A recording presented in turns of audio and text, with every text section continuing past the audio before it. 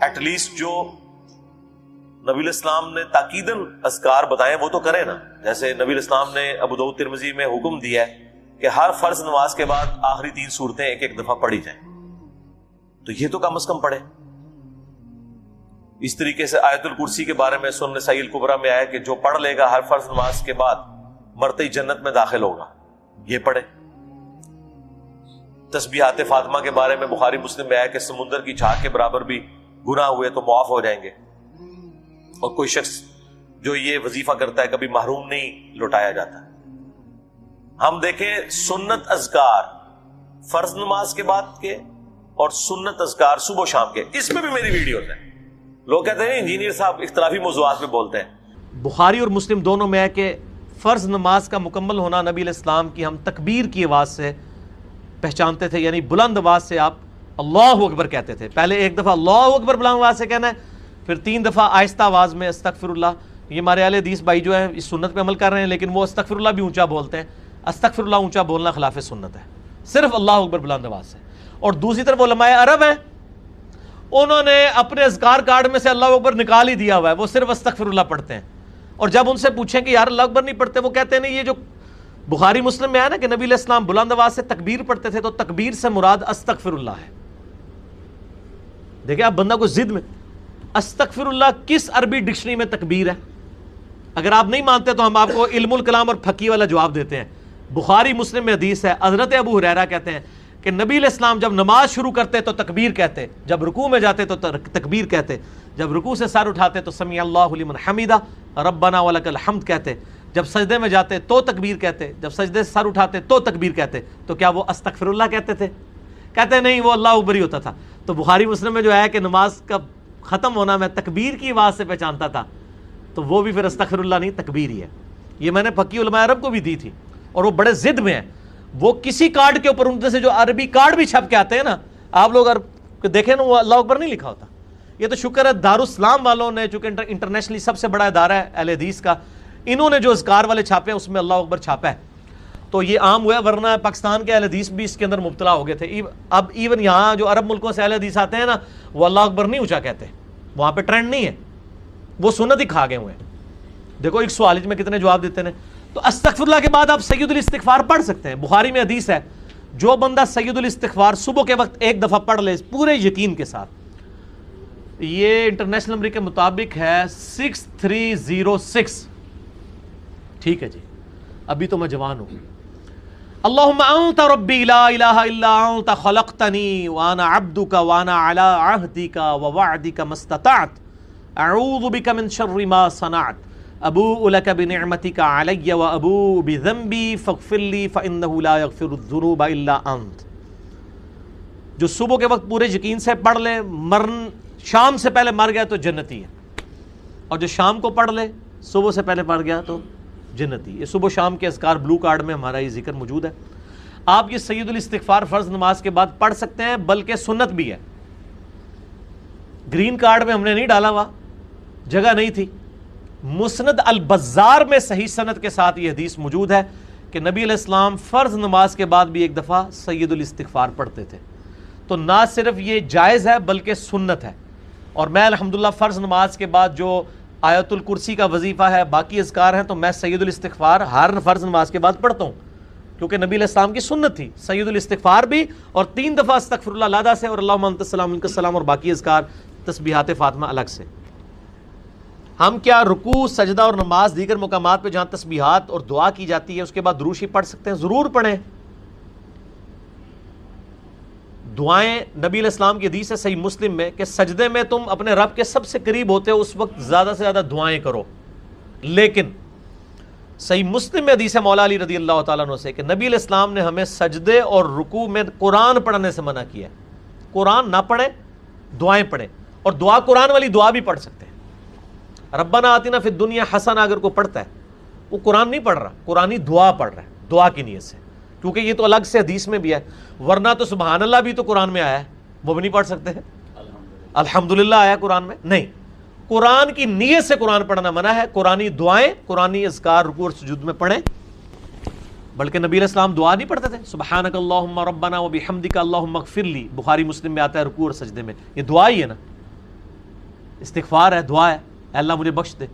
اس کے بعد آپ دروشی پڑھیں، اللہم صلی علی محمد وعلی آل محمد، ٹھیک ہے۔ دروشی بھی چونکہ دعا ہے نبی علیہ السلام کے حق میں، اہل تشیع تو پڑھتے ہیں رکوع اور سجدے میں، آپ بھی پڑھیں، کوئی مسئلہ نہیں ہے۔ وطر میں بھی ہم تو پڑھتے ہیں اہل سنت دعائے قنوت کے بعد درود شریف، جنازے میں بھی پڑھتے ہیں درود شریف، ہر نماز کے تشہد میں پڑھتے ہیں درود شریف۔ رکوع میں سجدے والی دعا منہ سے نکل جائے یا سجدے میں رکوع والی، تو کیا سجدہ صاحب ہوگا؟ کوئی نہیں کرنا ہوگا، بلکہ کئی دعائیں تو کامن ہیں۔ صحیح مسلم میں کہ رکوع اور سجدے میں نبی علیہ السلام پڑھتے تھے سبوح قدوس رب الملائکۃ والروح۔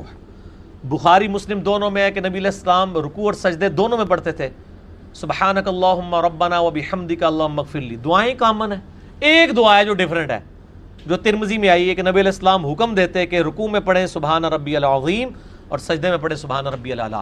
یہ انٹرچینج بھی ہو جائیں، اصل مقصد تسبیحات ہے، سجدہ صاحب واجب نہیں ہوگا، نماز ہو جائے گی۔ کیا درس کے دوران بندہ دل سے کوئی ذکر کر سکتا ہے یا درس خاموشی سے سنے؟ کر سکتے ہیں ذکر، جمعے کے خطبے کا پروٹوکول ہے کہ اس کے دوران آپ نے کچھ نہیں کرنا۔ ویسے نبی علیہ السلام کا نام آ گیا صلی اللہ علیہ وآلہ وسلم کر لیں، لیکن مسلسل تسبیح لے کے بیٹھے ہوئے ہیں آپ، تقریر نہیں آپ سن رہے امام کی، خطیب کی، یہ غلط ہے۔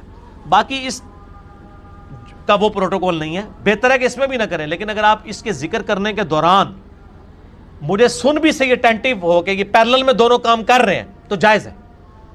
میں نہیں کہنا کہ میرا ضروری سننا ہے، بعض لوگ ہوتے ہیں جن کی زبان چلتی ہے، میں خود بھی مطلب کئی مجلسوں میں بیٹھتا ہوں، دروشی پڑھتا رہتا ہوں، میں بات بھی سن رہا ہوتا ہوں، بلکہ ہم تو اب اتنے تیز ہو گئے ہیں، ہماری تو 4 آنکھیں اور 10 کان ہوتے ہیں، لوگوں کے ساتھ وہ دعوت و تبلیغ کی وجہ سے جڑ کے تو 3 نمازیں بھی سمجھ آ رہی ہوتی کہ وہ کہنا ہے، تو جائز ہے۔ یا رسول اللہ کون ہوگا جو جنت میں جانے سے انکار کرتا ہے؟ تو آپ نے فرمایا کہ جس نے میری اطاعت کی، میرا حکم مانا، وہ جنت میں جائے گا، اور جس نے میری نافرمانی کی اس نے جنت میں جانے سے انکار کر دیا۔ یعنی کلمہ پڑھنے کے باوجود جب میری نافرمانی کر رہا ہے تو اس نے خود سے انکار کر دیا کہ میں نے جنت میں نہیں جانا۔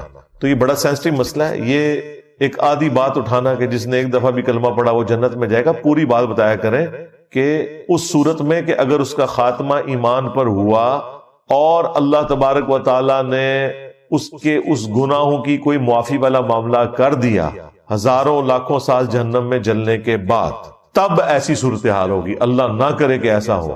ہم تو موم بتی کے فلیم پہ بھی 1 منٹ کے لیے ہاتھ نہیں رکھ سکتے، تو یہ کہنا کہ جی پھیرا لگے گا تو پھر جنت ہی ٹوری جاواں گے، سوچ بھی نہیں سکتے۔ اللہ تعالیٰ فرما رہا ہے سورۃ الفرقان میں کہ جہنم تھوڑی دیر رہنے کے لیے بھی بری جگہ ہے اور مستقل قیام کے لیے بھی انتہائی بری جگہ ہے۔ اللہم اجرنا من النار، آمین۔ سورۃ الاحزاب کی آیت نمبر 72 میں انسان کو ظالم اور جاہل کیوں کہا گیا جبکہ اس نے اللہ کی امانت کو اٹھایا؟ یہ قرآن پاک لٹریچر کی زبان میں بات کرتا ہے، تو بیسیکلی اس کو اگر آپ انگریزی میں ٹرانسلیٹ کریں نا کہ اللہ تعالیٰ یہ کہنا چاہ رہا ہے کہ انسان نے اس آفر کو انڈر ایسٹیمیٹ کر لیا، کہ اسے اندازہ نہیں تھا کہ یہ کہنا تو آسان ہے کہ جو کچھ بھی ہے تیرے محبوب کی امت میں ہے، غلامی رسول میں موت بھی قبول ہے، لیکن پریکٹیکلی جب قربانی دینے کی باری آئے تو ایسا ہوگا نہیں۔ یہ ان معنوں میں کہا گیا ہے، کیونکہ آپ آگے دیکھیں پھر اللہ تعالیٰ نے فرمایا یہ اس لیے ہوا تاکہ اللہ تعالیٰ اہل ایمان کو جزا دے گا اور کافروں اور منافقین کے لیے عذاب والا معاملہ فرمائے گا۔ تو اللہ تعالیٰ پھر بعد میں انسان کی تعریف بھی تو کر رہا ہے نا، تو لہٰذا ان دونوں چیزوں کو اکٹھا سمجھے کہ اللہ تعالیٰ نے جو کہا کہ یہ ظالم تھا، جاہل تھا، مراد یہ کہ اسے اندازہ نہیں تھا۔ جاہل سے مراد آپ یہ سمجھ لیں جیسے جس کو کسی چیز کی سنگینی کا علم نہ ہو، اسے کہا جاتا ہے جاہل۔ ظالم اس اعتبار سے کہ خود اس نے اپنے لیے ایک ظلم والا معاملہ کر لیا کہ اسے پتہ ہی نہیں تھا کہ میں یہ جو کچھ کرنے جا رہا ہوں اس کا اینڈ رزلٹ کیا نکلے گا، اپنے اوپر ظلم خود ہی کر لیا اس نے۔ آفر قبول کی تو اب اسے آفر نبھانی پڑے گی۔ اس کا قطعاً یہ مقصد نہیں تھا کہ اللہ تعالیٰ کے ڈیوائن پلان کے کو خلاف یہ بات ہو گئی ہے، اللہ بھی تو یہی چاہتا تھا۔ سورۃ البقرہ میں آیا کہ میں زمین میں اپنا ایک خلیفہ بھیجنے والا ہوں، تو یہ تو اللہ تعالیٰ نے ڈیسائیڈ کر دیا ہوا تھا کہ زمین میں خلیفہ بھیجنا ہے، اس کے لیے کوئی بھی ایک معاملہ ہونا تھا، وہ اللہ تعالیٰ کی حکمت تھی۔ تو یہ ان معنوں میں ہے۔ اور اگر کوئی یہ کہے کہ مجھے تو یاد ہی نہیں ہے کہ میں نے کوئی اللہ تعالیٰ سے اس قسم کا عہد کیا تھا، ہماری انسٹنکٹ کے اندر یہ عہد موجود ہے، اس کو چھوڑ دیں۔ آج بھی کسی انسان کو یہ آفر کی جائے کہ تم نے چند سال کی زندگی خدا کو دینی ہے پھر ہمیشہ کی زندگی کی کامیابیاں تمہارا مقدر ہوں گی، جس میں نہ تمہیں موت آئے گی، نہ کبھی بدحال ہوگے، نہ کبھی بوڑھے ہوگے، نہ کوئی غم پہنچے گا، حتیٰ کہ جو تم خواہش کرو گے وہ تمہیں ملے گا۔ دنیا میں تو انسان کوشش کر کے لیتا ہے تو اس کے لیے اپنی زندگی گنوا دیتا ہے، اور آخرت میں صرف خواہش کر کے مل جائے گا۔ تو ہر بندہ یہ آفر قبول کرنے کے لیے تیار ہے۔ اگر آپ کو یقین نہیں آتا تو میں آپ کو مثال دے دیتا ہوں۔ اگر کسی شخص کو یہ آفر دی جائے کہ جو شخص لاہور سے لے کر جہلم تک ریل کار میں 3 گھنٹے کا سفر کھڑے ہو کر کرے گا، جہلم پہنچتے ہی اس کی پوری زندگی کا خرچہ گورنمنٹ آف پاکستان اٹھائے گی، اس کے بچوں کا خرچہ، اس کی فیملی کی ساری ضروریات، اس کا مکان، سکولنگ، سب کچھ مرتے دم تک گورنمنٹ کے ذمہ ہے، تو کیا خیال ہے پورا لاہور جہلم نہیں پہنچ جائے گا؟ وہ کہیں گے 3 گھنٹے بس، پھر پوری زندگی کے لیے آسانی۔ آپ ذرا دنیا کی 60 سال کی زندگی کو صرف قیامت کے دن سے کمپیئر کریں تو 3 منٹ بنتا ہے، 50,000 سال کا دن ہے۔ جنت کی تو میں بات ہی نہیں کر رہا، وہ تو مسلم شریف میں حدیث ہے کہ جنت کی زندگی اور دنیا کی زندگی کو کمپیئر کیا جائے تو ایسے ہی ہے جیسے کوئی شخص انگلی ڈبوئے سمندر میں، سمندر کا پانی جو انگلی کے ساتھ لگے گا وہ دنیا کی زندگی ہے، اور سمندر انفینٹ آخرت کی زندگی ہے۔ مسلم شریف میں حدیث نہیں آتی کہ دنیا میں جس شخص نے مفلسی کی زندگی گزاری ہوگی لیکن حلال و حرام کی تمیز کی ہوگی، اللہ کا تابع فرمان رہا، اللہ تعالیٰ قیامت کے دن فرشتوں سے کہے گا ذرا ایک پھیرا اسے جنت کا لگواؤ نا۔ فرشتے اسے لے کے جنت میں جائیں گے، جب واپس آئے گا اللہ تعالیٰ پوچھے گا ہاں بھائی کوئی دنیا میں تکلیف دیکھی؟ وہ کہے گا اللہ تیری عزت کی قسم میں نے دنیا میں کوئی تکلیف نہیں دیکھی۔ جنت کا ایک پھیرا اس کی پوری زندگی کی تکلیف کو ختم کر دے گا کہ اگر مجھے یہ کچھ ملنے والا تھا تو میں نے دنیا میں کوئی تکلیف ہی نہیں دیکھی۔ پھر اللہ تعالیٰ ایک فاسق اور فاجر شخص کو جس نے دنیا میں بڑی عیاشی کی زندگی گزاری، اللہ تعالیٰ کو رسپانس نہیں کیا، دنیا کی ہر آسائش اویلیبل تھی، اللہ تعالیٰ کہے گا ذرا اسے دوزخ کا ایک پھیرا لگواؤ۔ ایک پھیرا لگے گا نا، ادھر تو کہتے خیر ایک پھیرا ہی لگے گا، ایک پھیرا بھائی وہ کتنا لمبا ہوگا، اس کو تو جسٹ تھوڑی دیر کے لیے جہنم میں لے کے جب فرشتے جائیں گے اور واپس آئے گا تو اللہ تعالیٰ پوچھے گا ہاں بھائی کوئی دنیا میں سکھ دیکھا؟ وہ کہے گا تیری عزت کی قسم میں نے کوئی سکھ نہیں دنیا میں دیکھا، حالانکہ دنیا کی ساری زندگی اس نے سکھی گزاری ہوگی۔ کیوں؟ اسے وہ تکلیف دے کے اپنا وہ سکھ بھی بھول جائے گا کہ گویا وہ تو کچھ بھی نہیں تھا، یہ تو اگر یہ کچھ میرے ساتھ ہونا تھا تو میں نے کوئی سکھ نہیں کاٹا۔ یہ اتنا سینسٹیو ایشو ہے، لیکن ظاہر ہے اللہ تعالیٰ نے چیزوں کو امتحان کے ساتھ جوڑا ہوا ہے، پھر ذہن میں رکھیے گا۔ بخاری اور مسلم دونوں میں حدیث ہے کہ اللہ تعالیٰ نے جنت کو ناگوار چیزوں سے ڈھانپ دیا ہے اور دوزخ کو، جہنم کو خوشگوار چیزوں سے ڈھانپا ہوا ہے۔ وہ پنجابی میں کہتے ہیں کڑگا لگانا، خوشگوار چیز ہوگی آپ اسی کی طرف بھاگیں گے۔ جنت ناگواری کے ساتھ ہے، اس کے ارد گرد ناگوار چیز ہے۔ گرمیوں میں فجر کی نماز جماعت سے پڑھنا ناگوار چیز ہے، نیند نہیں پوری ہوتی۔ گرمیوں میں لمبے لمبے روزے رکھنا طبیعت میں ناگوار ہے۔ سردیوں میں ٹھنڈے پانی سے کیا گرم پانی سے بھی وضو کر کے نماز پڑھنا بہرحال ایک ایفرٹ تو ہے، طبیعت پہ ناگوار ہے۔ دنیا میں حلال اور حرام کی تمیز کرنا طبیعت پہ ناگوار ہے، حرام سے بچنا طبیعت پہ ناگوار ہے۔ تو اللہ تعالیٰ نے جنت کو ناگوار چیزوں سے ڈھانپ رکھا ہے اور جہنم کو خوشگوار چیزوں سے، یعنی ہر وہ چیز جو طبیعت کو بڑی اچھی لگتی ہے، آسانی سے مل بھی جاتی ہے اور نفس کی تسکین کا سما بھی ہے، وہ آپ کو جہنم میں لے جائے گی۔ تو دیکھ لیں، اسی کو سپورٹیو حدیث ہے جامع ترمذی میں، ابو داؤد کے اندر، سنن نسائی کے اندر، ابن ماجہ کے اندر، کہ جب اللہ تعالیٰ نے جنت کو پیدا کیا تو حضرت جبرائیل سے کہا کہ ایک دفعہ ذرا جنت دیکھ کر آؤ۔ جب وہ دیکھ کے آئے تو اللہ تعالیٰ فرمایا ہاں بھائی جبرائیل کیا دیکھا؟ کہ یا اللہ مجھے نہیں لگتا کوئی شخص بھی ایسا ہوگا جو اپنا تن من دھن سب کچھ نہ لگا دے اس جنت کے حصول کے لیے، یہ تو ساری جنت میں جائیں گے، یہ جگہ ہی بڑی اچھی تو نے بنائی ہے۔ اللہ تعالیٰ فرمایا رکو ذرا صبر کرو۔ ہاں، اللہ تعالیٰ نے جنت کو ناگوار چیزوں سے ڈھانپ دیا، حلال اور حرام کی تمیز، شریعت کی پابندی کی تکلیف، سب کچھ۔ مومن کو تو روزانہ مرنا پڑتا ہے، سیدھی سی بات ہے، روزانہ جینا پڑتا ہے۔ اہمی تو نبی علیہ السلام نے فرمایا صحیح مسلم کی حدیث کہ دنیا مومن کے لیے قید خانہ ہے اور کافر کے لیے جنت ہے۔ جب وہ دوبارہ گئے نا اور وہ جنت تک پہنچنے کے لیے وہ تمام تکلیف دیکھی، واپس آ کے انہوں نے کہا تیری عزت کی قسم مجھے نہیں لگتا کوئی بندہ جنت میں جانے میں کامیاب ہوگا، اتنی مشکل تو نے جنت کر دی ہے۔ پھر اللہ تعالیٰ نے جہنم کی طرف بھیجا حضرت جبرائیل علیہ السلام کو، واپسی پہ پوچھا تو انہوں نے کہا تیری عزت کی قسم کوئی شخص بھول کے بھی کوئی ایسا عمل نہیں کرے گا کہ اسے یہ عذاب دیکھنا پڑے، مجھے نہیں لگتا کہ کوئی بندہ ایسا عمل کرے کہ جہنم میں جائے۔ پھر اللہ تعالیٰ نے جہنم کو خوشگوار شہوات سے ڈھانپ دیا، ہر اٹریکٹفل چیز اس کے ساتھ ڈھانپ دیا۔ جب وہ دیکھ کے واپس آئے نا پھر اللہ تعالیٰ نے پوچھا کہ اب جبرائیل سنا. انہوں نے کہا یا اللہ مجھے نہیں لگتا کوئی بندہ جہنم میں جانے سے بچ سکے، کیونکہ تو نے اس کو اتنا خوشنما بنا دیا ہے کہ اس امتحان میں شاید ہی کوئی کامیاب ہوگا، ادروائز سب کے سب جہنم میں ہی گریں گے. لیکن یہ حیران کن بات ہے، دنیا میں جتنے اعمال آپ کو جہنم میں لے جانے والے ہیں نا، جتنی خواہشات جہنم میں لے جانے والی ہیں، یہ ساری خواہشات جنت میں انعام کے طور پر ملنے والی ہیں. کتنی حیران کن بات ہے کہ دنیا میں یہ چیزیں جہنم میں جانے کا سبب ہے، آخرت میں جنت میں انعام میں یہ چیزیں ملنے والی ہیں. مرد کے لیے کیا سونے چاندی کے کنگن نہیں قرآن میں آیا؟ ریشمی لباس. یہاں تو 4 عورتوں کی اجازت، وہاں تو کتنی حوریں، ان کی تفصیلات طارق جمیل صاحب سے پوچھیں. ہر وہ چیز جو دنیا میں انسان کو ڈیویٹ کر کے جہنم تک پہنچا سکتی ہے نا، جنت میں وہی کچھ انعام مل رہا ہے. تو اس کا مطلب آپ سمجھ رہے کیا ہے؟ اس کا مطلب یہ ہے کہ دنیا میں بیسیکلی ان چیزوں سے روک کے اللہ تعالیٰ نے آپ سے ایک روزہ رکھوایا ہے جس کی افطار جنت میں ہوگی. جس طرح دنیا میں آپ حلال چیزیں چھوڑ دیتے ہیں نا روزے کی حالت میں، کیونکہ روزے کی حالت میں وہ چیزیں کھانے سے آپ کا روزہ ٹوٹ جائے گا. روزہ دار کے لیے کھانا کھانا، پانی پینا حرام ہے، افطار کے بعد وہ کر سکتا ہے. تو لہٰذا دنیا میں جو آپ کو نعمتیں جن سے اللہ تعالیٰ نے روکا ہوا ہے، یا اس کے اوپر کوئی قدغن لگائی ہوئی ہے یا پابندی لگوائی ہوئی ہے، وہ جنت میں اللہ تعالیٰ نے اٹھا لینی ہے، اور وہی آپ کے لیے انعام بھی ہے. اس سے بڑا کیا انعام ہوگا کہ بخاری مسلم میں حدیث ہے، جب جنتی جنت میں داخل ہوں گے تو اللہ تعالیٰ کی طرف سے ایک فرشتہ ندا کرے گا کہ آج کے بعد تمہیں کبھی موت نہیں آئے گی، ہمیشہ زندہ رہو گے. لو جی ختم، سب سے بڑی تلوار ختم. آج کے بعد تمہیں کبھی بڑھاپا نہیں آئے گا، ہمیشہ جوان رہو گے. آج کے بعد کبھی تم بدحال نہیں ہوگے، ہمیشہ خوشحال ہی رہو گے. خوشحالی کیا ہے؟ جو آپ خواہش کریں گے وہ آپ کو ملے گا.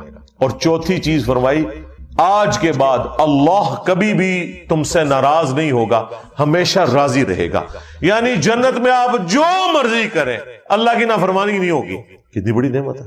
تو دنیا میں روزہ ہے اور جنت میں آخرت میں وہ کھلنے والا ہے. ہاں، یہاں جو بندے پابندی کر لیں گے، بخاری مسلم میں حدیث ہے، جنت اور جہنم کے درمیان لا کر موت کو مینڈے کی شکل میں ذبح کر دیا جائے گا.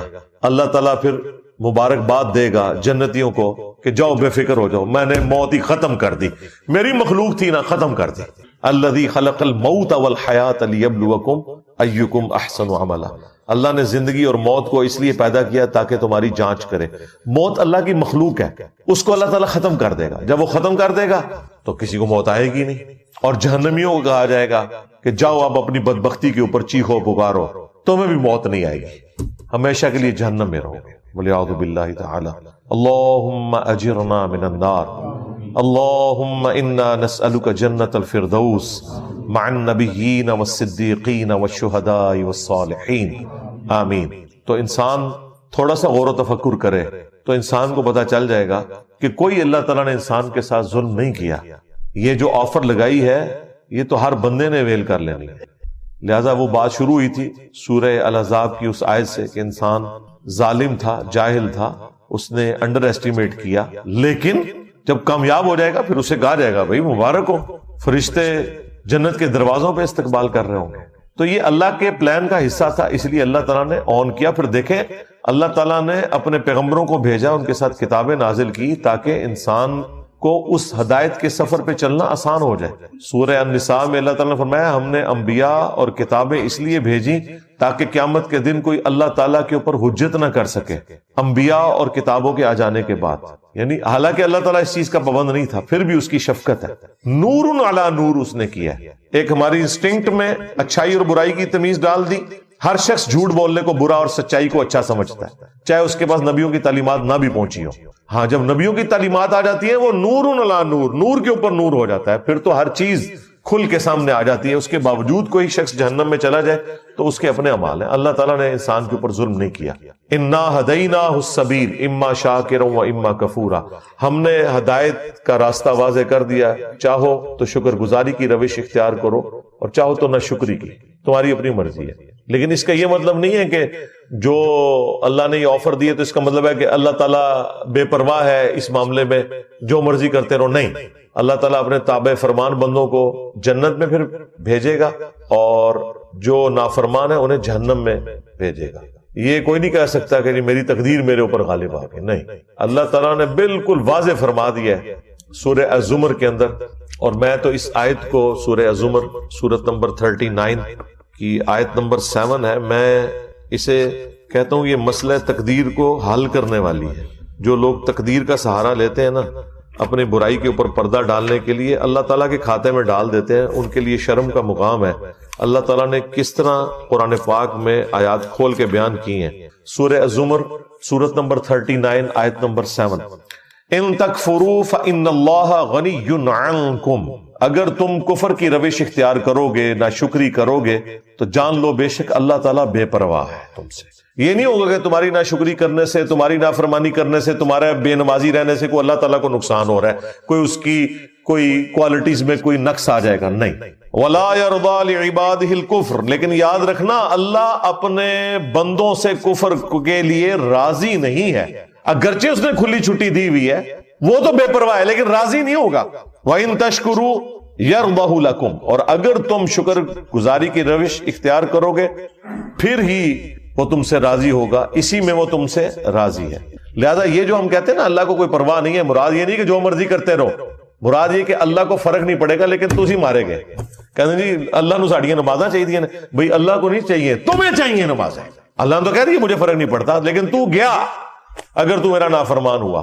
اور اس سے یہ بات بھی کلیئر ہوئی کہ جو یہ اکثر جملہ بولا جاتا ہے نا کہ دنیا میں جتنے بھی کام ہو رہے ہیں یہ اللہ کی مرضی سے ہو رہے ہیں، یہ بالکل غلط جملہ ہے. دنیا میں سارے کام اللہ کی مرضی سے نہیں ہو رہے. کیا شرک، کفر، بدکاری اللہ کی مرضی سے ہو رہی ہے؟ نہیں. اللہ کی مرضی تو اللہ نے کہہ دیا کہ میری مرضی کیا ہے، وَلَا يَرْضَى لِعِبَادِهِ الْكُفْرَ، میں ناشکری کی روش اپنے بندوں کے لیے پسند نہیں کرتا، میری کوئی مرضی نہیں اس میں. اللہ کی اجازت سے سب کچھ ہو رہا ہے، پکڑے گا نہیں. جس نے اذان کی آواز میں مسجد میں جانا جائے، جس نے نہیں جانا اس کے پاؤں زمین میں نہیں دھسیں گے. اجازت ہے، جو مرضی کرو، لیکن آخرت میں پکڑ لے گا. مرضی یہ نہیں ہے کہ جو مرضی کرو، مرضی یہی ہے کہ پیغمبروں کی پیروی کرو، کتابوں کے پیچھے چلو. وَإِن تَشْكُرُوا يَرْضَهُ لَكُمْ، اور اگر شکر گزاری کی روش اختیار کرو گے تو اللہ تعالیٰ اپنے بندوں سے یہی پسند کرتا ہے. وَلَا تَزِرُ وَازِرَةٌ وِزْرَ أُخْرَى، اور جان لو کہ کوئی جان دوسری جان کا بوجھ قیامت کے دن نہیں اٹھائے گی. تم لاکھ کہتے رہو کہ عبد القادر جیلانی ہمیں جنت میں لے جائیں گے، سرکار ایسا ہو ہی نہیں سکتا. جب نبی الاسلام اپنی بیٹی خاتون جنت کے بارے میں یہ کہہ رہے ہیں نا کہ میری بیٹی فاطمہ میرے مال سے جو لینا ہے لے لے، اگر اللہ کے حضور پکڑی گئی تو میں تیرے کچھ کام نہیں آؤں گا. اگر سیدہ فاطمہ کا اسٹیٹس ہے تو بابے شاہی کوئی نہیں. ہاں، فاطمہ کے جیسا ہے ہی کوئی نہیں، تیرا بابا تھے شاہی کوئی نہیں. بابے کا نام نہیں لیتے، ہو سکتا ہے بابے نے بیچارے نے نہ کہا ہو. یہ بھی ہو سکتا ہے نا، کہا ہوا تو پھنس جائے گا، نہ کہا ہوا تو بچ جائے گا. ہمیں تو کسی بابے سے کوئی انٹرسٹ نہیں. ثم الى ربکم مرجعکم، اس کے بعد تمہیں لوٹ کر اپنے رب کے پاس جانا ہے. فینبئکم بما کنتم تعملون، تو وہ تمہیں پھر خبر دے دے گا جو کچھ تم دنیا میں کیا کرتے تھے. انہ علیم بذات الصدور، بے شک وہ تو سینوں کے چھپے ہوئے رازوں کا بھی جاننے والا ہے. اللہم حاسبنا حسابا یسیرا، آمین. گرفت پہ آ جائے تو وہ سورہ المومن میں آئے کہ وہ آنکھوں کی خیانت کو بھی جانتا ہے. آنکھ سے بھی کسی نے کوئی خیانت کی ہے، بدنگاہی کی ہے، یا اس کے ذریعے کسی کو نقصان پہنچانے کی کوشش کی ہے، وہ اللہ تعالیٰ اس کو بھی جاننے والا ہے. والعیاذ باللہ تعالی. تو یہ معاملہ بالکل کلیئر ہے. پھر ایک اور آیت ہے مسئلہ تقدیر کے حوالے سے، وہ بھی کمال ہے، سورہ طٰہٰ.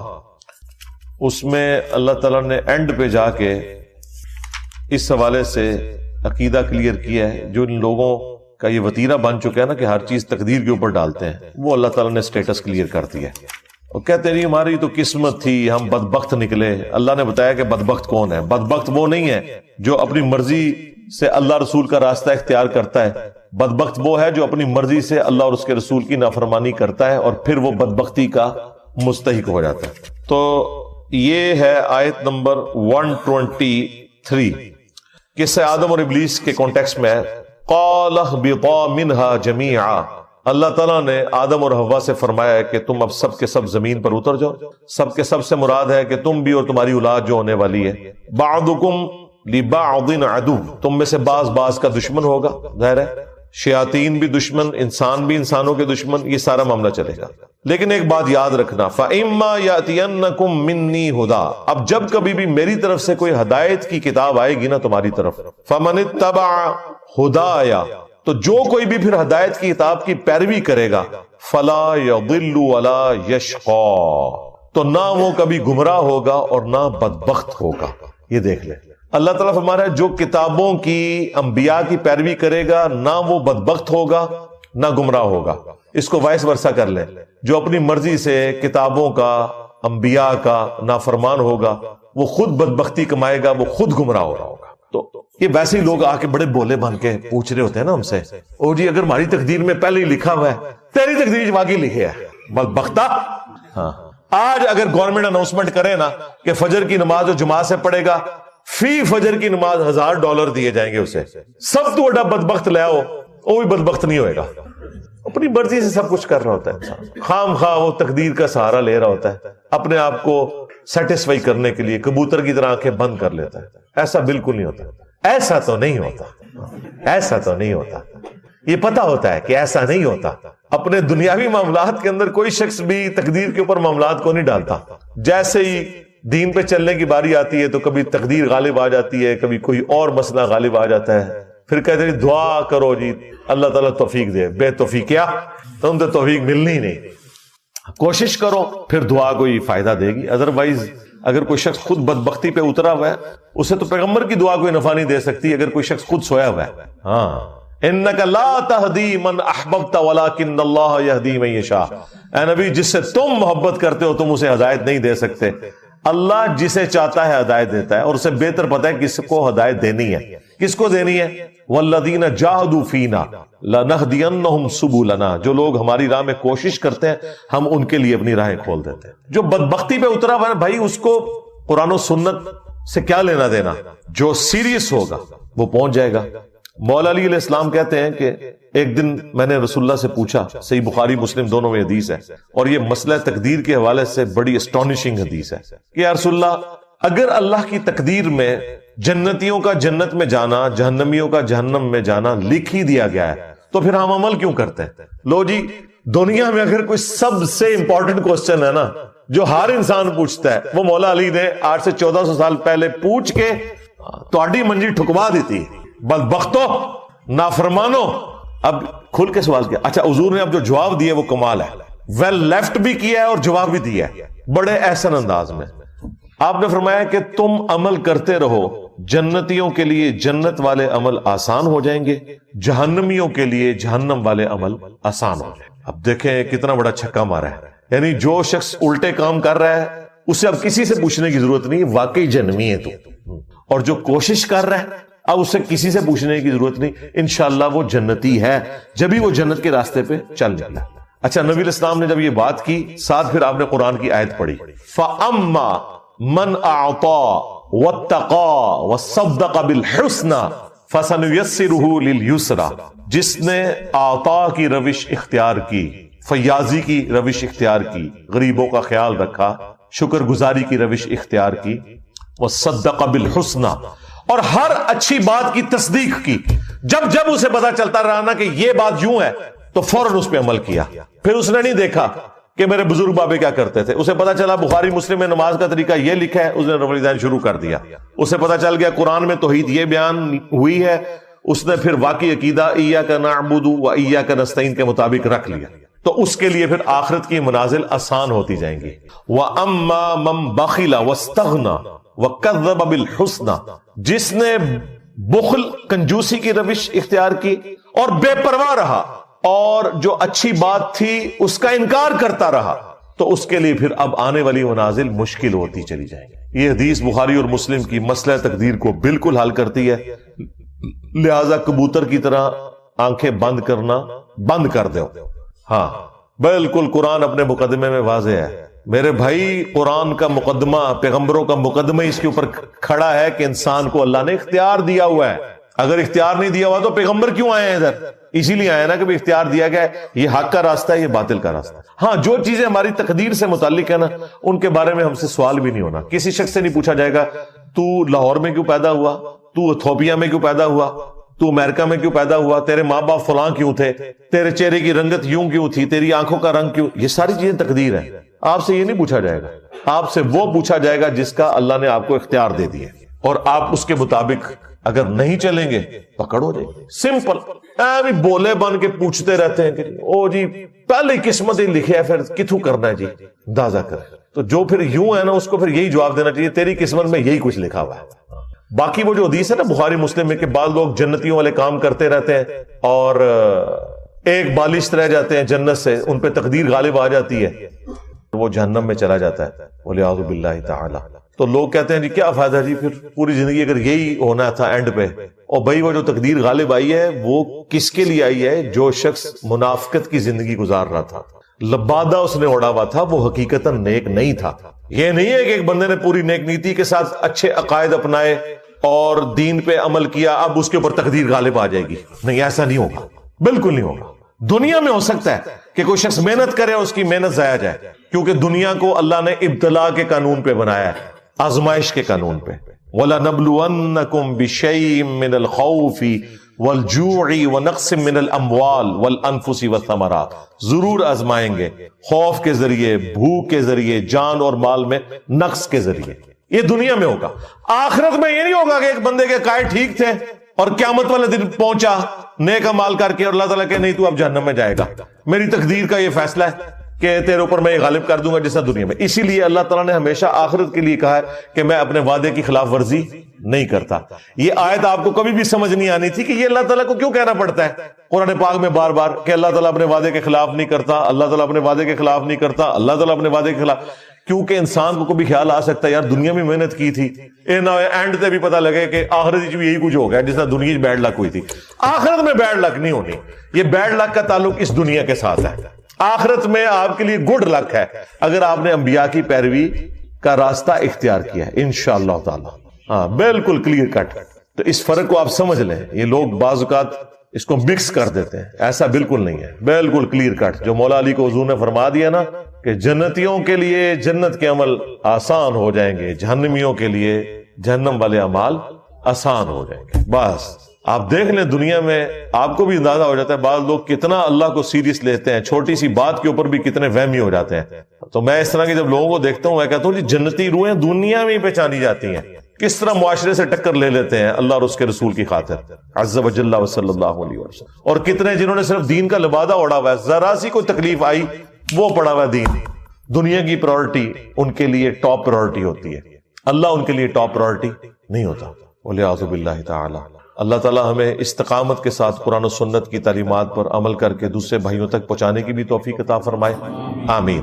اللہم انی اسألک بانک انت اللہ لا الہ الا انت الاحد الصمد الذی لم یلد ولم یولد ولم یکن له کفوا احد وإلہکم الہ واحد لا الہ الا هو الرحمن الرحیم. الف لام میم. اللہ لا الہ الا هو الحی القیوم.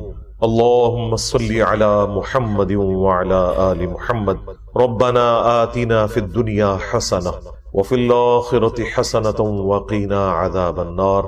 اللہم احسن عاقبتنا فی الامور كلها واجرنا من خزي الدنيا وعذاب الآخرة. ربنا آتنا من لدنك رحمة وهيئ لنا من أمرنا رشدا. اللهم اغفر لحينا وميتنا وشاهدنا وغائبنا وصغيرنا وكبيرنا وذكرنا وأنثانا. اللهم من أحييته منا فأحيه على الإسلام ومن توفيته منا فتوفه. اس کا تو خیر ترجمہ بھی ممکن نہیں ہے, یہ ایک کوڈ ورڈز کے طور پہ. بعض چیزیں ایسی ہیں جن کا عربی لنگوسٹک میں ترجمہ موجود بھی ہے, اس کے باوجود وہ متشابہات ہیں, ان کی تفصیلات ہمیں نہیں پتا. جس طرح کہ اللہ تعالیٰ کی صفات کا ذکر ہے, اللہ کا ہاتھ, اللہ کی آنکھیں. اب یہ جو گفتگو ہے یہ لٹریچر کی زبان میں بھی ہو سکتی ہے کہ اس سے مراد قدرت لیا گیا ہو, یا اس سے مراد اللہ تعالیٰ کی وہ کوالٹیز ہیں جن کی تفصیلات ہمیں نہیں پتا. چونکہ ہماری زبان کی ووکیبلری اتنی ہی ہے, ہم اس طرح کے ملتے جلتے الفاظ ہی بیان کر سکتے ہیں. جس طرح کہ جنت کی نعمتیں ہیں وہ قرآن پاک میں بیان ہوئی، لیکن ساتھ ہی سورہ السجدہ میں آیا کہ اللہ تعالیٰ نے اپنے بندوں کے لیے ان کی آنکھوں کی ٹھنڈک نعمتیں چھپا کے رکھی ہوئی ہیں، اور اسی آیت کی تفصیل میں بخاری مسلم میں آیا کہ وہ نعمتیں نہ کسی آنکھ نے دیکھی، نہ کسی کان نے سنی، نہ کسی کے دل پہ بھی کبھی ان کا گمان گزرا. تو وہ ظاہر ہے اس کا مطلب ہے وہ ایکسٹراڈنری نعمت ہے، تو سمجھانے کے لیے بتا دیا جاتا ہے. اسی لیے سورۃ البقرہ میں آیا کہ جب جنتیوں کو فروٹ دیے جائیں گے تو وہ دنیا کے فروٹ سے ملتے جلتے ہوں گے. وہ کہیں گے کہ یہ تو وہی ہے جو ہمیں دنیا میں بھی دیا گیا تھا، لیکن اللہ تعالیٰ فرماتا ہے وہ ان سے ملتے جلتے ہوں گے. وہ تو جب کھائیں گے تو پتا چلے گا نا کہ اس میں بہت بڑا فرق ہے. مثلا ایک دیسی آم کا ذائقہ ہے، انور ٹور بھی دیکھنے میں دیسی آم کی طرح ہے، لیکن ذائقے میں زمین و آسمان کا فرق ہے. تو جو جنت کا فروٹ ہے بظاہر دیکھنے میں دنیا کے فروٹ کی طرح نظر آئے گا، لیکن اس کی جو کوالٹیز ہیں، اس کا جو ذائقہ ہے، اس کا کوئی لینا دینا نہیں ہے دنیا کی کسی بھی چیز کے ساتھ. لیکن وہ اس لیے اللہ تبارک و تعالیٰ نے اس کو ایسی شکل کا رکھا ہے تاکہ دل میں اس کے لیے اٹریکشن پیدا ہو. ادروائز آپ اگر ایسی غذا دیکھیں جو آپ نے پہلے نہیں دیکھی ہوئی تو آپ کبھی بھی دسترخوان سے پہلے اسے اٹھانے کی کوشش نہیں کرتے. کوشش وہی ہوتی ہے جو چیز آپ کو پسند ہے، آپ کی دیکھی بھالی ہے، اسی کو آپ پہلے کھانے کے لیے استعمال کریں. اس لیے جنتیوں کو بھی ابتداً اس طرح کے فروٹ دیے جائیں گے جو دنیا کے فروٹ سے ملتے جلتے ہوں گے. اس میں آگے چل کے آئے گا انار، انگور، لیکن آپ نے قطعاً یہ نہیں سمجھنا کہ یہ اس طرح کے انار اور انگور ہوں گے. دنیا میں بھی کوالٹیز کا اتنا فرق ہے کہ ایک ہی طرح کا فروٹ مختلف علاقوں میں جو اگتا ہے، زمین و آسمان کا فرق ہے اس کے ٹیسٹ کے اندر. تو انسان جو ہے چونکہ اس طرح کے فروٹ کے ساتھ فیملیئر ہے، اس لیے اسے اٹریکشن فیل ہوگی، لیکن جب وہ کھائے گا تو اس کا ذائقہ تو بالکل ایک ایکسٹراڈنری ہوگا. تو اس طرح کی جو متشابہات ہیں، ریزمبلنس والی چیزیں اللہ تعالیٰ کی صفات سے متعلق ہوں، جنت سے متعلق ہوں، حوروں سے متعلق ہوں، وہ صرف اجمالاً ہماری وکیبلری میں بیان کیا گیا. اس کی تفصیلات جب تک انسان وہاں پہنچ نہ جائے اس کو کبھی بھی اس طریقے سے بریف نہیں کر سکتا. تو ان آیات پہ صرف ایمان لانا کافی ہے. نہ یہ ایسی آیات ہیں کہ جن کی وجہ سے کوئی قرآن کی تعلیمات میں فرق پڑ جاتا ہے کہ اگر آپ اس کو ڈیٹیل سے نہیں سمجھ رہے. اس کا ذکر سورہ آل عمران کی آیت نمبر 7 میں آیا کہ ہم نے قرآن جو نازل کیا اس کی آیات 2 قسم کی ہیں، ایک محکمات ہے، دوسری متشابہات ہے. پھر اللہ تعالیٰ نے جو محکمات ہیں وہی اصل کتاب ہے، یعنی جن میں اللہ تعالیٰ نے حکم بیان کیے ہیں. حکم کیا ہے؟ نماز پڑھو، ماں باپ کے ساتھ اس نے سلوک کرو، بدکاری سے بچو، قتل نہ حق نہ کرو، چوری سے بچو. جتنے بھی اللہ تعالیٰ کی طرف سے فرائض ہیں اور اللہ تعالیٰ کی طرف سے جو گناہ حرام قرار دیے گئے ہیں، وہ ساری کی ساری چیزیں جو ہے وہ ہیں محکمات، یعنی حکمیہ چیزیں محکمات. اور اللہ تعالیٰ نے کتاب کی اصل وہی ہے. اور دوسری فرمایا متشابہات ہے، یعنی جو ریزمبلنس والی چیزیں مثال کے طور پر بیان ہوئی. اللہ تعالیٰ نے فرمایا ان پر اہل ایمان لاتے ہیں، اور جن لوگوں کے دلوں میں ٹیڑھ پن ہوتا ہے وہ کہتے ہیں ہمیں اس کا مطلب بھی بتایا جائے کہ کیا ہے، حالانکہ اس کا کوئی لینا دینا نہیں ہے آپ کے کسی بھی معاملے کے ساتھ جو آپ نے شریعت کے اوپر چلنا ہے. اور اہل ایمان کی نشانی یہ کہ وہی کہتے ہیں یہ ساری کا سارا اللہ کی طرف سے نازل ہوا، ہم اس پہ ایمان لاتے ہیں. پھر وہ دعا کرتے ہیں ربنا لا تزغ قلوبنا بعد اذ ہدیتنا وہب لنا من لدنک رحمہ انک انت الوہاب. اے رب ہمارے دلوں کو ٹیڑھا نہ کرنا اس کے بعد کہ تو نے ہمیں ہدایت عطا فرمائی، اور ہمیں اپنی طرف سے رحمت عطا فرما اے عطا فرمانے والے. اہل ایمان کی روش یہ ہوتی. آمین. تلک آیات الکتاب، یہ آیات ہے الکتاب کی، اللہ کی کتاب، یا اس سے مراد لوح محفوظ بھی جس سے یہ قرآن نازل کیا گیا. الکتاب والذی انزل الیک، اور جو نازل کیا گیا آپ کی طرف میں ربک، آپ کے رب کی طرف سے. الحق، وہ حق ہے، با مقصد ہے، پرپز فل ہے، سچائی پر مبنی ہے. ولیکن اکثر الناس لا یؤمنون، لیکن اکثریت لوگوں کی ایمان نہیں لاتی، حق بات کو قبول نہیں کرتی. یہ پورے قرآن کا اسلوب ہے کہ اکثریت ہمیشہ گمراہ رہے گی، بہت کم لوگ ہیں جو حق بات کو قبول کریں گے. اس وقت بھی آپ دنیا میں دیکھ لیں، مسلمانوں کو اگر کمپیئر کریں تو دنیا میں، لیکن ہر مسئلے کے لیے میں آپ کو ایک ہی دعا بتا دیتا ہوں. اکثر لوگ مجھے ای میل کرتے ہیں جی روزگار کے لیے، کوئی کہتا ہے جی اولاد کے لیے، کوئی کہتا ہے جی پریشانی دور کرنے کے لیے، کوئی کہتا ہے جی جو ہے رزق میں برکت کے لیے، کوئی کہتا ہے بیماری دور کرنے کے لیے، کوئی دعا بتا دیں. بھائیو ہم آپ کو 50 دعائیں نہیں بتاتے ہیں، ایک دعا بتاتے ہیں، ایک دعا جو اکثر مسلمانوں کو پہلے ہی آتی ہے، اس کو ترجمے کے ساتھ یاد کر لیں اور اس دعا کو آپ ہر جگہ پڑھیں، جس مقصد کے لیے پڑھیں. اور الحمدللہ قرآن حکیم میں سورۃ البقرہ کی آیت نمبر 201 کے اندر اللہ تعالیٰ نے وہ دعا اہل ایمان کو تعلیم فرمائی ہے اور مومنین کی نشانی بتایا ہے اس دعا کو کہ مومنین اس کے ذریعے اللہ تعالیٰ سے دعا مانگتے ہیں. اور آگے اللہ تعالیٰ نے اپنا فتویٰ بھی سنا دیا ہے کہ جو کوئی ان الفاظ کے ساتھ ہم سے دعا مانگتا ہے ہم اس کی اس دعا کو دنیا اور آخرت میں اس کے حق میں قبول کریں گے. الحمدللہ. اور وہ دعا ہے سورۃ البقرہ آیت نمبر 201، ربنا آتنا فی الدنیا حسنہ وفی الآخرۃ حسنہ وقنا عذاب النار. یہ وقف کر کے میں نے پڑھا اور کنٹینیوس پڑھیں گے. ربنا آتنا فی الدنیا حسنۃ وفی الآخرۃ حسنۃ وقنا عذاب النار. اب اس کا ترجمہ بھائیو یاد کرنا کوئی راکٹ سائنس ہے. ربنا آتینا، اے رب ہمارے ہمیں عطا فرما، ہمیں دے دے. فی الدنیا حسنہ، اس دنیا میں بھلائی. وفی الآخرۃ حسنہ، اور آخرت میں بھلائی. اور آخرت کی سب سے بڑی بھلائی کیا؟ وقنا عذاب النار، ہمیں آگ کے عذاب سے بچا لے. آمین. اللہم اجرنا من النار، اللہم اجرنا من النار، اللہم اجرنا من النار. اچھا مولویوں کی تسلی نہیں ہوئی، انہوں نے اس کے ساتھ لگا دیا وقنا عذاب القبری، وقنا عذاب الحشری، وقنا عذاب المیزان، پتہ نہیں کیا کچھ لگا دیا. حالانکہ تعلیم کی کمی ہے. دنیا اور آخرت اس میں کور ہو جاتی ہے. کیوں؟ پھر دنیا حسنہ میں پوری دنیا کور، وفی الآخرۃ حسنہ میں قبر بھی کور، میدان حشر بھی کور، میزان عمل بھی کور. کیوں؟ بخاری اور مسلم کی متفق علیہ حدیث ہے کہ آپ صلی اللہ علیہ وسلم نے فرمایا جو شخص مر گیا اس کی قیامت قائم ہو گئی، مرتے ہی قیامت قائم ہو گئی. اور بخاری اور مسلم کی متفق علیہ حدیث ہے کہ آپ صلی اللہ علیہ وسلم کی وفات کے دنوں میں سیدہ عائشہ کہتی ہیں میرے بھائی نے مسواک اٹھائی بھی تھی، آپ نے مجھ سے مانگی، میں نے انہوں نے چبانے ہی شروع کی تو وہ چبائی نہ گئی، سخت تھی، تو میں نے اپنے منہ میں چبا کر آپ صلی اللہ علیہ وسلم کے منہ میں ڈالی.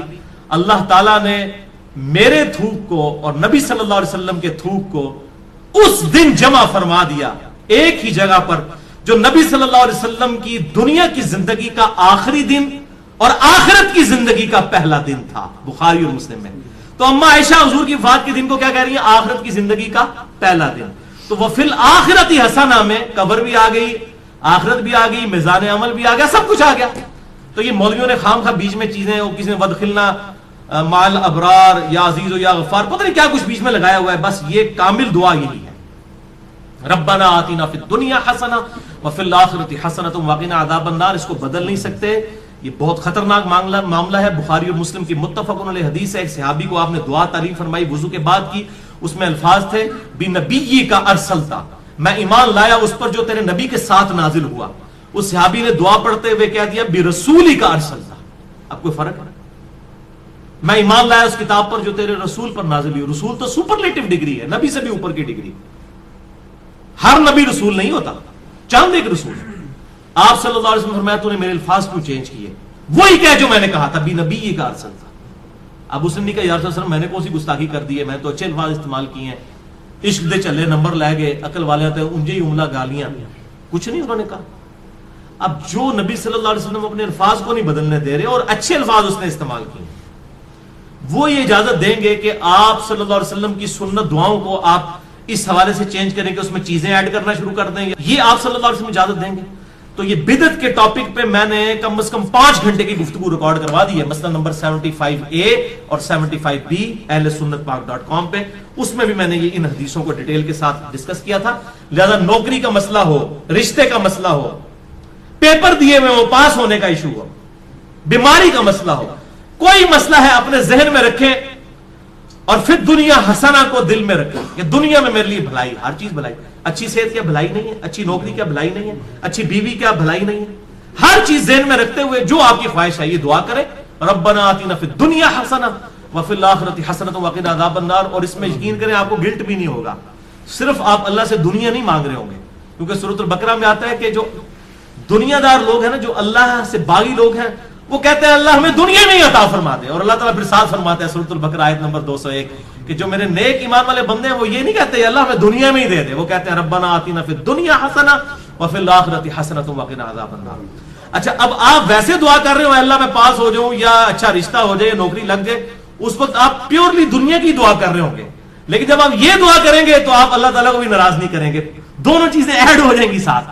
یعنی اللہ تعالیٰ کو بھی آپ سے کوئی گلہ شکوہ اس حوالے سے نہیں رہے گا. آپ کہہ رہے ہوں گے یا اللہ ربنا آتنا فی الدنیا حسنہ وفی الآخرۃ حسنۃ وقنا عذاب النار, تو آپ اہل ایمان میں شامل ہو جائیں گے سورۃ البقرہ آیت نمبر 201 کے تحت.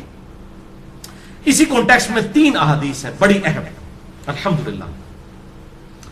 پہلی حدیث صحیح بخاری میں 6399, صحیح مسلم میں 6840, مشکات میں 2487.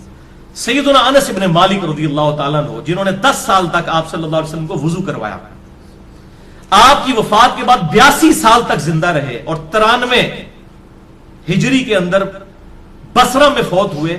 آخر میں فوت ہونے والے چند صحابہ میں سے ہیں انس ابن مالک, بہت قریبی صحابی آپ صلی اللہ علیہ وسلم.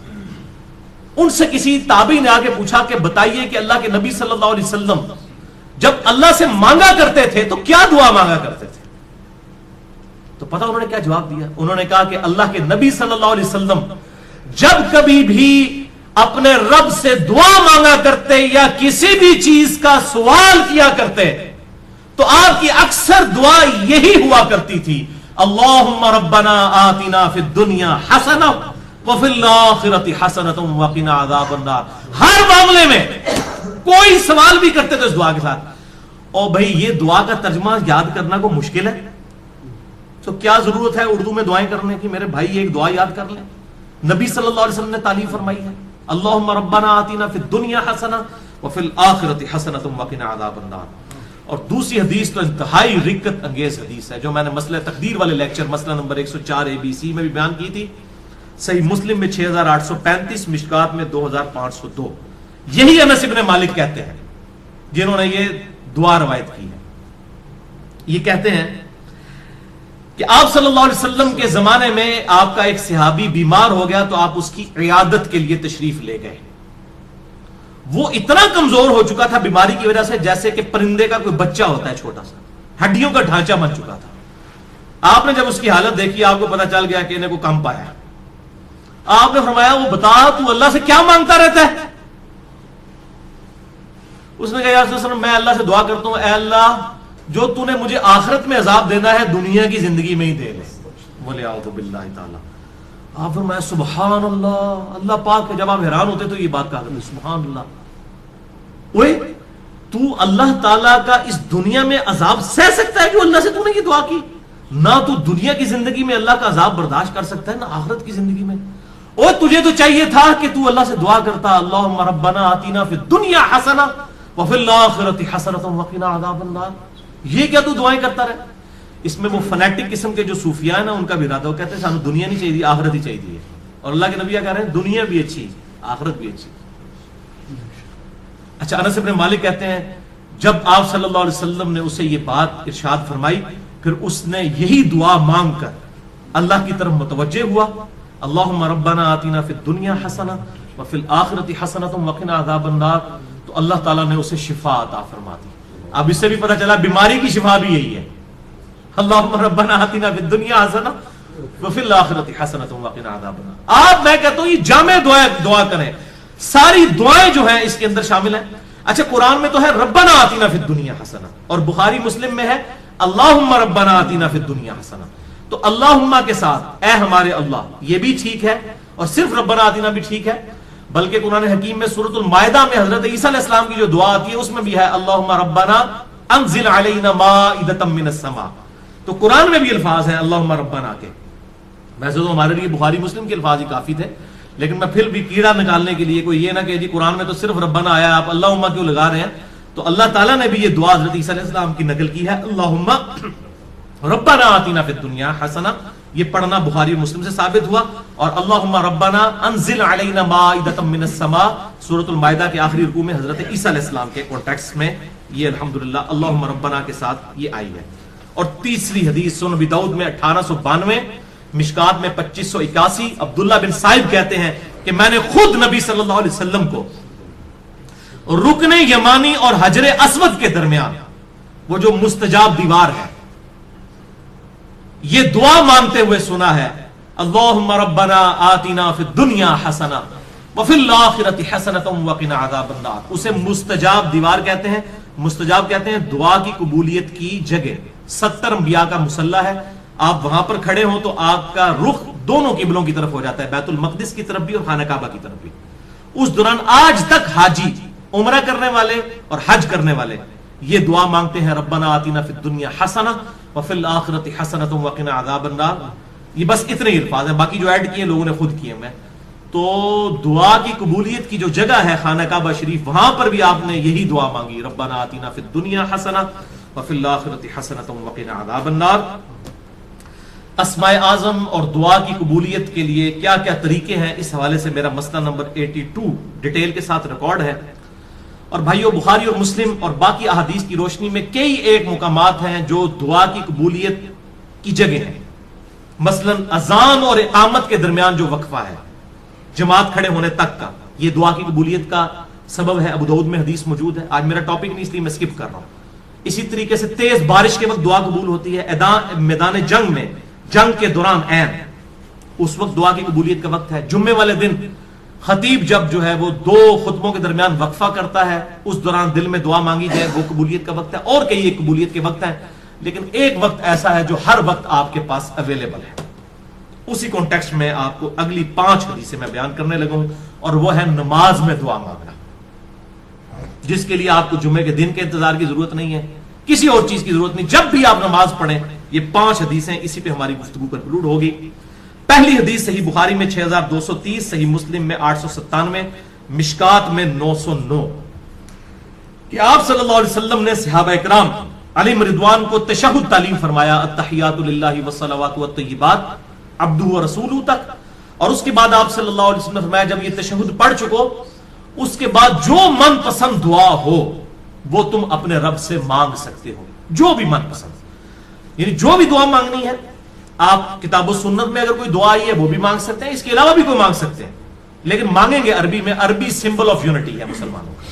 اور ویسے ایک دعا ہی اللہم ربنا آتنا فی الدنیا حسنہ وفی الآخرۃ حسنۃ وقنا عذاب النار، یہی کافی ہے۔ بل اس حدیث میں عدم ذکر ہے درود ابراہیمی کا، وہ اگلی حدیثوں میں موجود ہے۔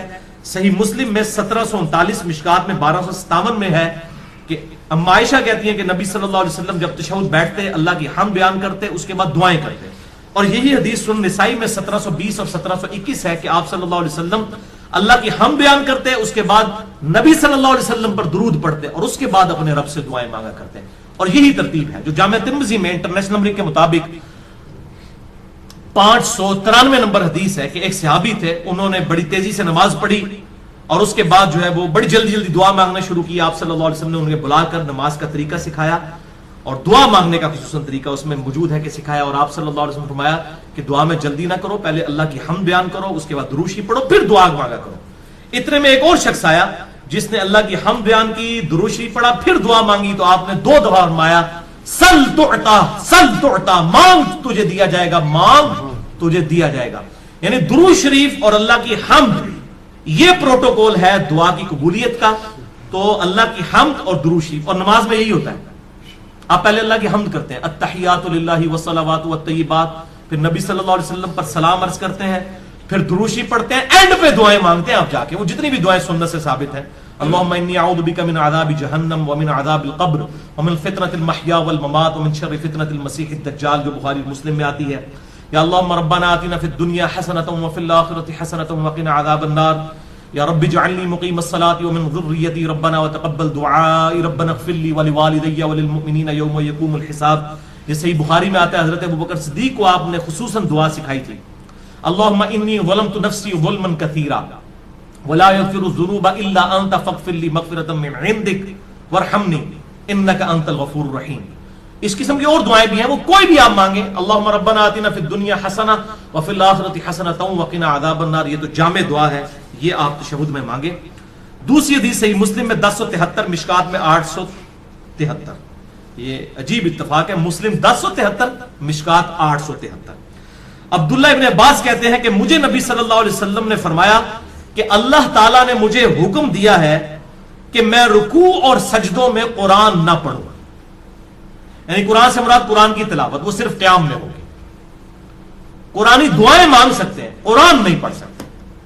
اور رہا رکوع تو اس میں اپنے رب کی عظمت بیان کرو, جو صحیح مسلم میں آتا ہے کہ آپ صلی اللہ علیہ وسلم سبحان ربی العظیم پڑھتے تھے, اور جامع ترمذی میں ہے کہ آپ صلی اللہ علیہ وسلم حکم دیتے تھے کہ رکوع میں سبحان ربی العظیم پڑھو اور سجدے میں سبحان ربی الاعلیٰ. مسلم میں تو اتنے الفاظ ہیں کہ رکوع میں سبحان ربی العظیم اور سبحان ربی الاعلیٰ سجدے میں پڑھتے تھے, اور ترمذی میں ہے کہ آپ حکم دیتے تھے. یہ تسبیحات جو ہیں یہ حکمیہ ہیں, سبحان ربی العظیم رکوع میں اور سبحان ربی الاعلیٰ سجدے میں. اس کے علاوہ جو ہے وہ آپ پڑھ سکتے ہیں, لیکن حکمی یہی ہے. تو آپ صلی اللہ علیہ وسلم نے اسی مسلم میں الفاظ ہیں کہ رکوع میں رب کی عظمت بیان کرو, اور رہے سجدے تو ان میں خوب دعائیں کیا کرو, بس تمہاری دعا قبولیت کے لائق ہوگی. یعنی سجدے میں دعا قبول ہوتی ہے جو کی جائے. لہذا سجدے میں بھی الحمدللہ میرا بھی طریقہ ہے, میں سجدے میں یہ دعا مانگتا ہوں, ربنا آتینا فی الدنیا حسنہ وفی الآخرۃ حسنۃ وقنا عذاب النار. یہ کوئی بھی قرآنی دعا مانگ سکتے ہیں. تیسری حدیث صحیح مسلم میں 1083, مشکات میں 894, بڑی کریٹیکل حدیث ہے. ابو ہریرہ رضی اللہ تعالیٰ عنہ کہتے ہیں کہ نبی صلی اللہ علیہ وسلم نے فرمایا کہ بندہ جب سجدے کی حالت میں ہوتا ہے تو اپنے رب سے سب سے زیادہ قریب ہوتا ہے, کیونکہ عاجزی کے عالم میں ہوتا ہے نا. سب سے زیادہ قریب کب ہوتا ہے؟ سجدے کے عالم میں. بس اس وقت خوب دعائیں مانگا کرو. صحیح مسلم 1083, مشکات 894. یعنی سجدے میں خوب دعائیں مانگو, یہ قبولیت کا مقام ہے. پچھلی حدیث میں ہم نے سنا بس تمہاری دعا قبول ہوگی, یہاں پر آیا کہ رب کے قریب ہوتے ہو. اور وہ ہے ٹروتھ ریویلنگ حدیث چوتھی صحیح مسلم میں 244, مشکات میں 895, کہ آپ صلی اللہ علیہ وسلم فرمایا کہ جب آدمی آیت سجدہ سن کر سجدہ کرتا ہے, جیسے ہم سجدہ تلاوت کرتے ہیں, اس پہ میرا الگ سے لیکچر ہے, مسئلہ نمبر 119, سجدہ تلاوت کے صحیح احکام و مسائل. یا جب بھی کوئی سجدہ کرتا ہے تو اس وقت شیطان جو ہے وہ چیخیں مارتا ہوا الگ ہو جاتا ہے اور کہتا ہے ہائے افسوس, مجھے اللہ نے سجدے کا حکم دیا اور میں نے اللہ کا حکم نہ مانا, اور دوزخ میرا مقدر ہوگی ولیعوذ باللہ تعالی. اور ابن آدم کو سجدے کا حکم ہوا, اس نے اللہ کا حکم مان لیا, جنت اس کا مقدر ہوگی. میں نے اللہ کا حکم نہیں مانا, دوزخ میرا مقدر ہوگی ولیعوذ باللہ تعالی. اللہم اجرنا من النار, اللہم اجرنا من النار, اللہم اجرنا من النار. پانچویں اور آخری حدیث آج کی صحیح بخاری میں 817, صحیح مسلم میں 1085 اور مشکات میں 871. اما عائشہ رضی اللہ تعالیٰ عنہ کا بیان ہے کہ نبی صلی اللہ علیہ وسلم اپنے رکوع اور سجود میں بڑی کثرت کے ساتھ یہ دعا پڑھا کرتے تھے, سبحانک اللہم ربنا وبحمدک اللہم اغفر لی. اور آپ صلی اللہ علیہ وسلم قرآن کے حکم پر عمل کیا کرتے تھے. یہ کیا مطلب ہے اس کا؟ قرآن کے حکم پر عمل کیا کرتے تھے. سورۃ النصر سورت نمبر ہے 110, اس میں یہ آپ صلی اللہ علیہ وسلم کو حکم نازل ہوا. یہ آپ کی وفات کی خبر تھی, اس میں بخاری اور مسلم میں آتا ہے اذا جاء نصر اللہ والفتح ورأيت الناس يدخلون في دين الله افواجا فسبح بحمد ربك واستغفر انه كان توابا. یعنی آپ صلی اللہ علیہ وسلم نے اس دین کو غالب کر دیا ہے, اب آپ یکسو ہو کر اپنے رب سے استغفار کیجئے اور اللہ کی حمد بیان کیجئے. جب یہ صورت نازل ہوئی تو بخاری اور مسلم کے میں نے نمبر بتائے. اما عائشہ کہتی ہیں کہ آپ قرآن پر عمل کرتے ہوئے دعا مانگا کرتے تھے رکوع اور سجدوں میں, سبحانک اللہم ربنا وبحمدک اللہم اغفر لی. میرا رب پاک ہے, سبحانک اللہم, اے اللہ تو پاک ہے, ربنا وبحمدک, اور میں تیری حمد کرتا ہوں, اللہم اغفر لی, اے اللہ میری مغفرت فرما.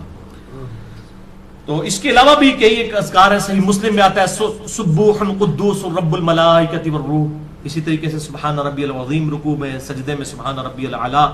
جتنی بھی دعائیں ہیں وہ اب آخر میں وہ حدیث دوبارہ یاد کریں کہ آپ صلی اللہ علیہ وسلم جب بھی اللہ سے سوال کرتے یا آپ صلی اللہ علیہ وسلم نے دعا مانگنی ہوتی تو آپ کے اکثر الفاظ یہی ہوا کرتے تھے جو سورۃ البقرہ آیت نمبر 201, صحیح بخاری 6399, صحیح مسلم 6840, مشکات میں 2487, کہ آپ صلی اللہ علیہ وسلم اللہ کے حضور دعا کیا کرتے تھے, اللہم ربنا آتنا فی الدنیا حسنہ وفی الآخرۃ حسنۃ وقنا عذاب النار.